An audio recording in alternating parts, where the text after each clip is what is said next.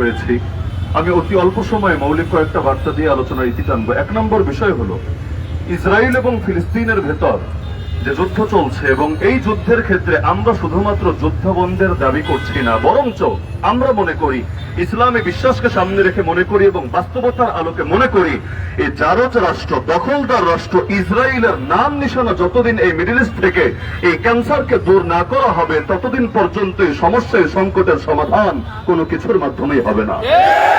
আমি মনে করি দুনিয়াতে মুসলমানদের যতগুলো রাষ্ট্র আছে, সবগুলো রাষ্ট্রের সরকারের দায়িত্ব হলো তারা শুধুমাত্র বিবৃতি দিয়ে আর বক্তব্য দিয়ে নিজেদের দায়িত্ব সমাপ্ত করবে না, বরঞ্চ সকলে মিলে ঐক্যবদ্ধভাবে প্রয়োজনে সম্মিলিত বাহিনী গঠন করে এই ক্যান্সারকে মুসলিম বিশ্ব থেকে উপড়ে ফেলা হবে।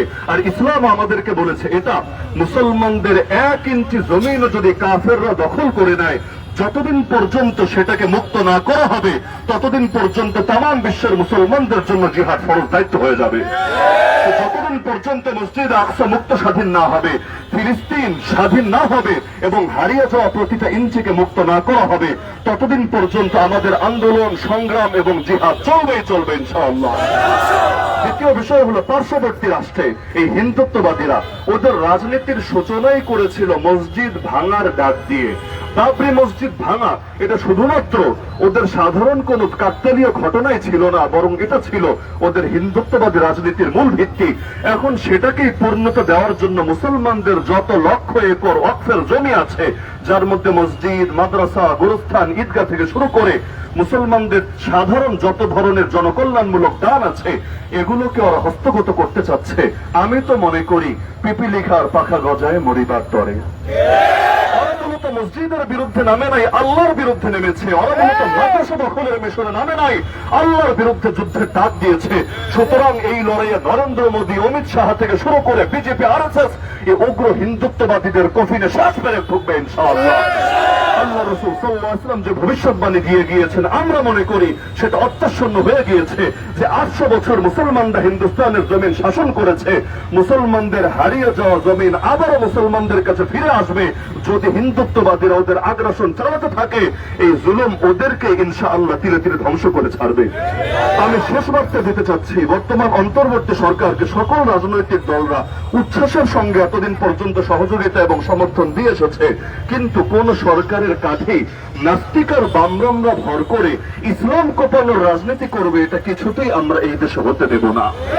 এই সরকারের প্রতি আমাদের সমর্থন থাকবে যতদিন ইসলামের ব্যাপারে তারা উদারতা দেখাবে, যতদিন।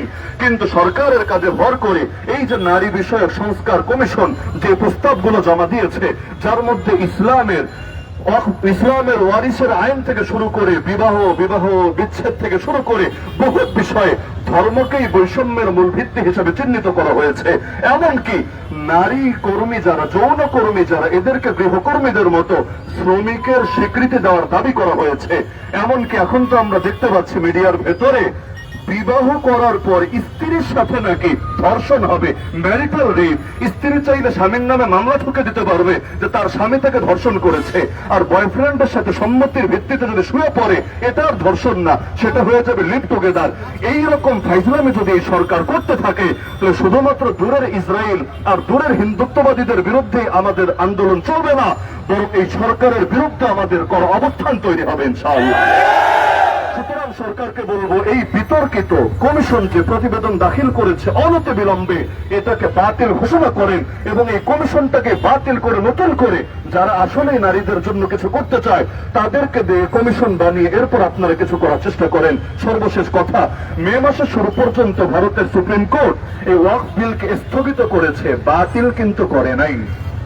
অতীতে আমরা দেখেছি বাবরি মসজিদ সহ বিভিন্ন ইস্যুতে তারা সাময়িক স্থগিত করে, এরপর ঠিকই সেটা চাপিয়ে দেওয়ার চেষ্টা করে। বাংলাদেশের অনেকে মনে মনে মন কলা খাচ্ছে এটা ভেবে, ওয়াকফ আইন তো বাতিল হয়ে গেছে, হুজুরদের এখন এত আন্দোলন করার কি প্রয়োজন পড়েছে? ওরা বাতিল করে না, স্থগিত করেছে আমাদেরকে থামিয়ে দেওয়ার জন্য। তো যতদিন পর্যন্ত এটাকে পুরো বাতিল না করবে আমরা থামবো না, কিছুতেই থামবো না।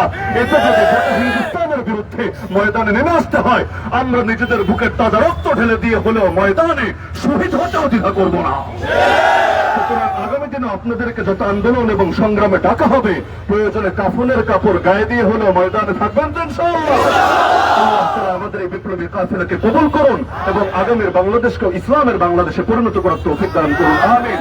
ওয়া আখিরু দাওয়ানা আলহামদুলিল্লাহি রাব্বিল আলামিন।